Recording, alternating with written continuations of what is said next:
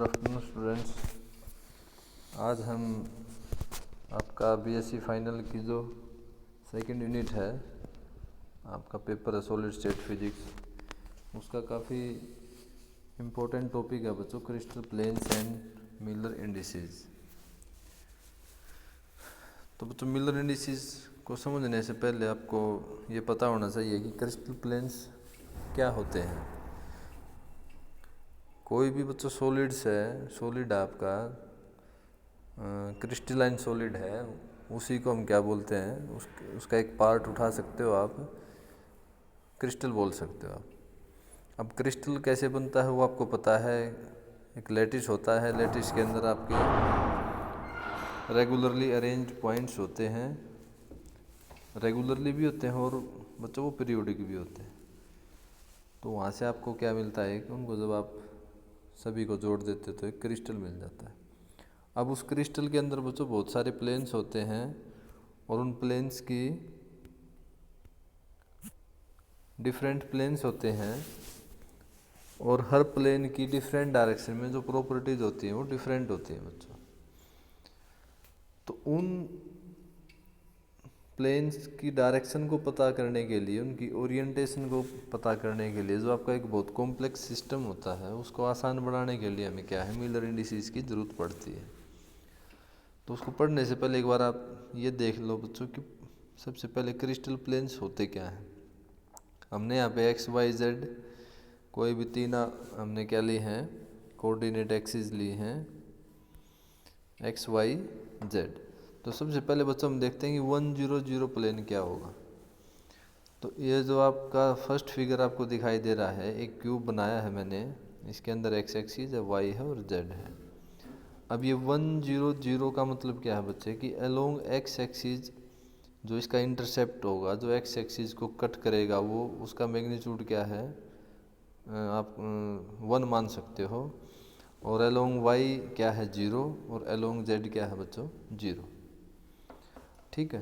तो अब आपको इस प्लेन को दिखाना है शो करके। कोई आपसे पूछे कि 100 प्लेन कौन सा होगा, तो बच्चों 100 प्लेन क्या होगा आपका, जो आपकी ये क्यूब है, आपको पता है कि इसकी वैल्यू अलोंग एक्स एक्सिस है, वाई और जेड के अलोंग तो क्या है 0 है।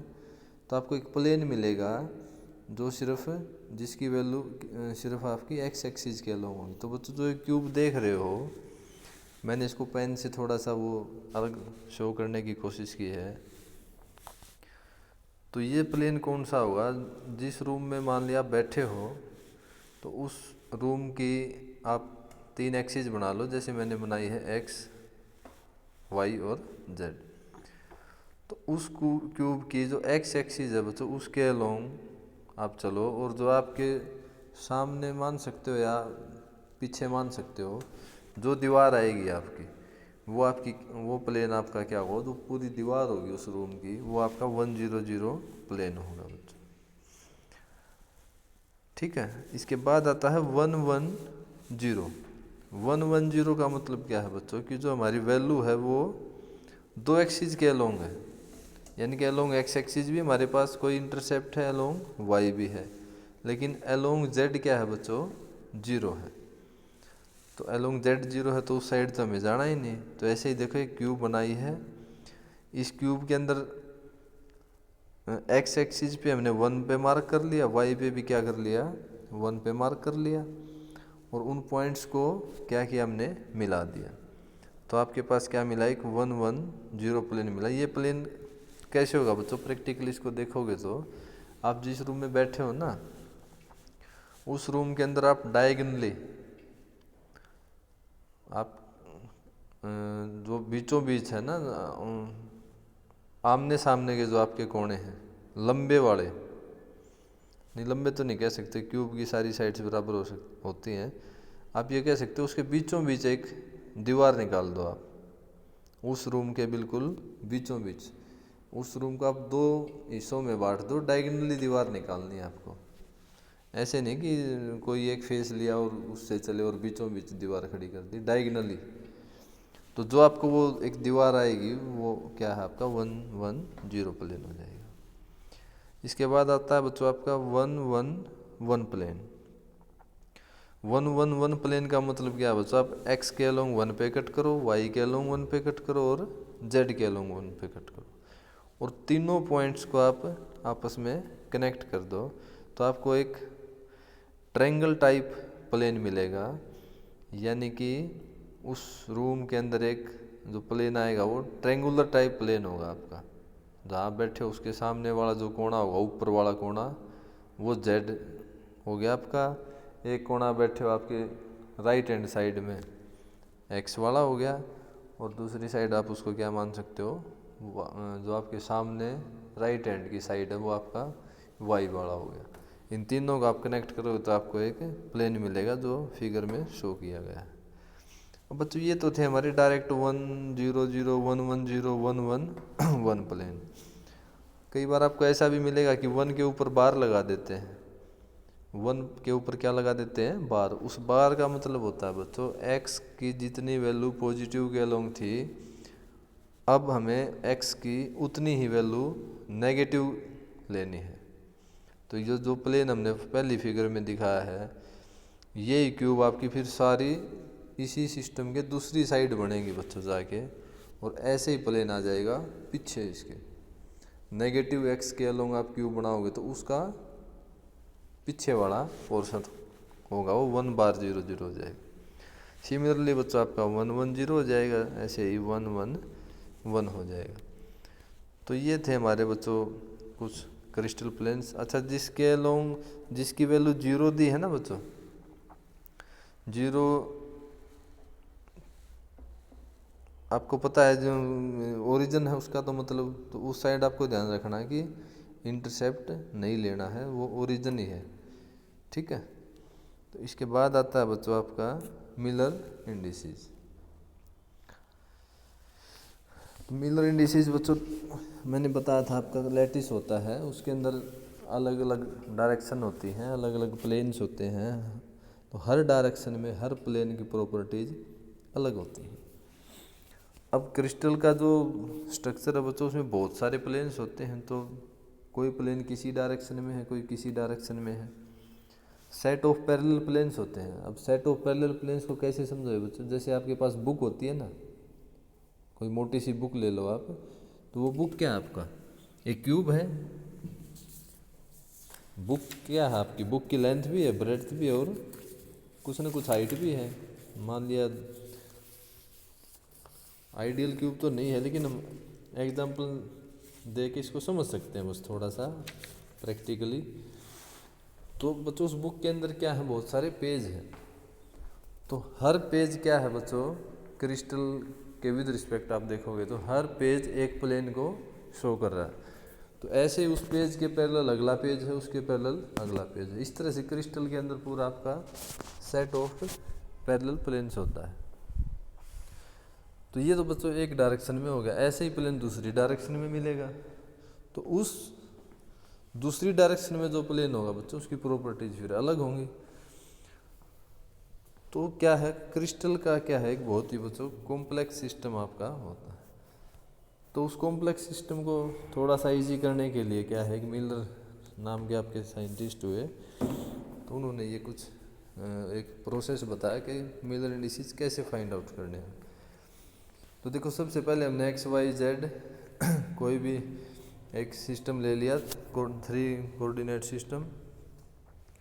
फर्स्ट स्टेप क्या है बच्चों, take any atom as origin and erect coordinate axis in the direction of crystal axis a b c. तो हमें सबसे पहले क्या करना है, कोई भी आपका लैटिस है, उस लैटिस के अंदर कोई भी एक एटम आपने उठा लेना है और उस एटम को क्या मान लिया कि वहाँ पे हमारा ओरिजिन है। वहाँ से एक्स वाई जेड 3 एक्सिस आपको ड्रा करनी। ठीक है। एक्स के अलोंग जो आप एक्सिस होगी उसको ए से नाम दोगे, बी के वाई के अलोंग बी हो जाएगा आपका, और जेड के अलोंग क्या हो जाएगा, सी। ठीक है बच्चों। इसके बाद देखो सेकंड पॉइंट क्या है, choose on plane and find its intercept on axis.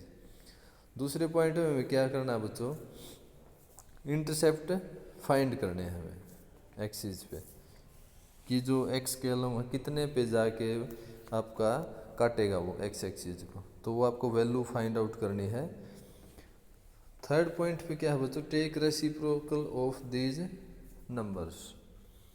आप जो नंबर निकालोगे एक्स वाई और जेड के अलोंग, उन नंबर्स का आपको क्या करना बच्चों, रेसिप्रोकल करना है। उसके बाद क्या है बच्चों, reduce the number in smallest 3 integers. आप जो आपके पास एक 3 नंबर आएंगे बच्चों एक्स वाई और जेड के अलोंग, उन नंबर को क्या करना, आपको स्मॉलेस्ट इंटीजर की फॉर्म में लेके आना है। आपको पता है कि कोई भी आपके पास सेट है, स्मॉलेस्ट इंटीजर के लिए आप क्या करते हो, एलसीएम लेते हो, तो आपको एलसीएम लेना पड़ेगा। इसके बाद बच्चों क्या है, enclose the 3 numbers in parenthesis like H के एल। जो आपके पास 3 नंबर आए हैं बच्चों, एक्स के अलोंग उसको आप एच से डिनोट करोगे, वाई के अलोंग के से, एल के अलोंग जेड के अलोंग एल से, और उनको पैरेंथेसिस में बंद कर दोगे। मतलब क्या, ये जो ब्रैकेट लगाई है ना हमने इसमें, और ये जो 3 नंबर आपके पास निकल के आएंगे, इन्हीं को हम क्या बोलते हैं बच्चों, मिलर इंडिसेस।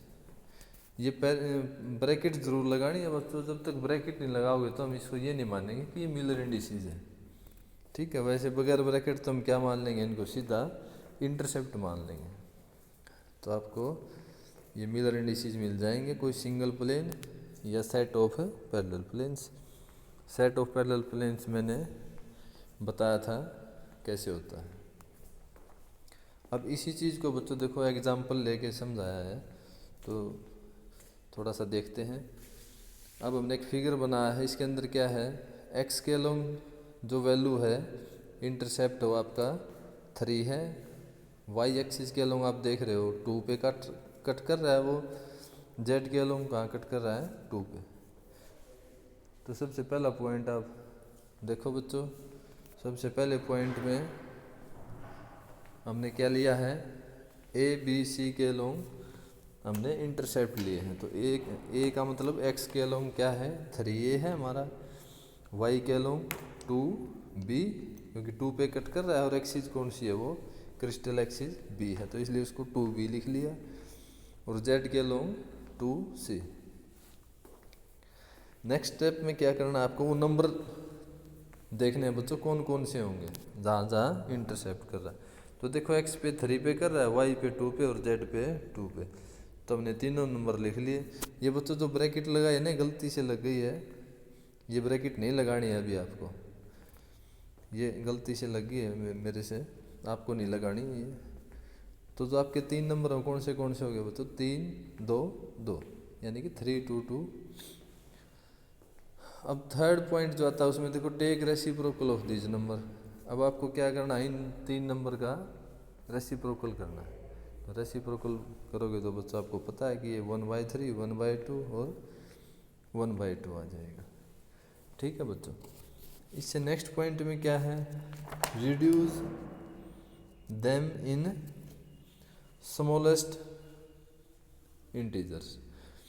अब इनको आपको स्मॉलेस्ट फॉर्म में लेके जाना है, तो उसके लिए आपको क्या करना पड़ेगा बच्चों, एलसीएम निकालना पड़ेगा।